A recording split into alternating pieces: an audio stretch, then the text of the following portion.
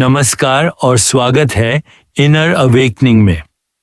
पिछले एपिसोड में हमने आंतरिक संघर्ष की जड़ को समझा और देखा कि सच्चा परिवर्तन प्रतिरोध से नहीं बल्कि अवलोकन से शुरू होता है। आज हम एक ऐसे प्रश्न की ओर बढ़ते हैं जिसे अक्सर सबसे अधिक गलत समझा गया है। धार्मिक जीवन क्या है?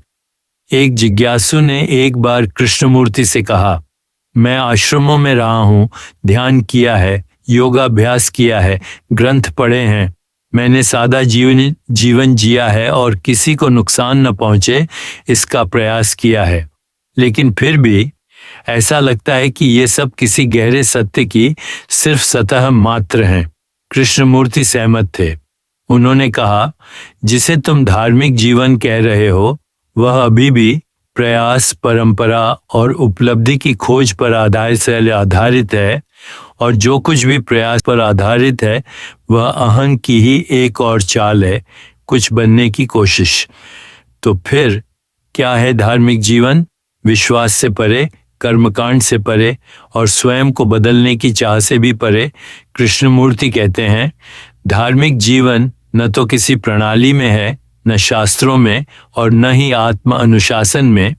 वह है पूर्ण स्वतंत्रता का जीवन, स्वयं से, कंडीशनिंग से, किसी भी सत्ता से और भय से आजादी।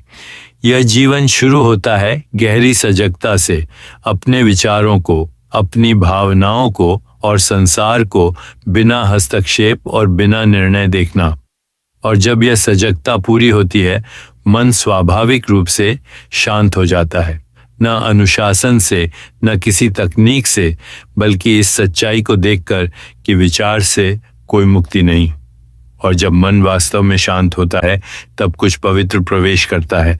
ना वह कोई विचार है, ना कोई अनुभव, बल्कि एक ऐसी उपस्थिति जो समय और सोच से परे है।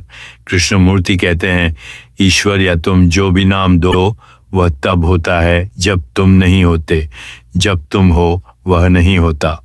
धार्मिक जीवन त्याग का जीवन नहीं है, यह है गहरी संवेदनशीलता का जीवन, दुख के प्रति, सौंदर्य के प्रति, जीवन की गति के प्रति। यह है हर पल अहं से मरने का जीवन, ताकि हर क्षण नया हो सके। यह स्वर्ग पाने की दौड़ नहीं बल्कि मोहभंग की पूर्णता है, और जब मोह समाप्त होता है कुछ असीम प्रकट होता है। इसलिए धार्मिक जीवन किसी संस्था से जुड़ना नहीं है, यह है प्रेम, बुद्धि और एक ऐसे हृदय के साथ जीना जो पूरी तरह खाली है, जो समय के स्पर्श से अछूता है।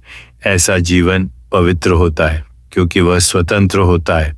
आपका धन्यवाद कि आप हमारे साथ इस आंतरिक यात्रा पर हैं। यदि ये विचार आपके भीतर किसी सच्चाई को स्पर्श करते हैं, ऐश्वर्य में, तो कृपया इनर अवेकनिंग को लाइक करें, साझा करें और सब्सक्राइब करें।